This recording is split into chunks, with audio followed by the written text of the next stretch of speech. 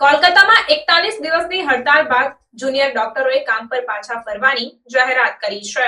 કોલકાતામાં તારીખ 9 ઓગસ્ટના રોજ એક તાલીમાર્થી ડોક્ટરની સાથે દુષ્કર્મ અને હત્યાના વિરોધમાં 41 દિવસની હડતાળ બાદ જુનિયર ડોક્ટરોએ કામ પર પાછા ફરવાની જાહેરાત કરી છે.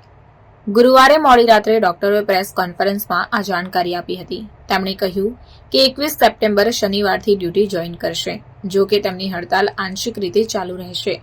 ડોક્ટરોએ કહ્યું કે ન્યાય માટેની અમારી લડાઈ પૂરી થઈ નથી. અમે બંગાળ સરકારને એક સપ્તાહનો સમય આપી રહ્યા છીએ. જો આ સમયગાળા દરમિયાન અમારી તમામ માંગણીઓ સંતોષવામાં નહીં આવે તો ફરી હડતાળ શરૂ કરવામાં આવશે.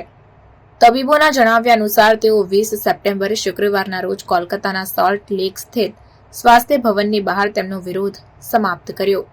તેઓ 10 સપ્ટેમ્બરથી અહીં હડતાળ પર બેઠા છે અને વિરોધનો અંત લાવવા પહેલા ડોક્ટર્સ સ્વાસ્થ્ય ભવનથી સીબીઆઈ ઓફિસ સુધી કૂચ કરશે.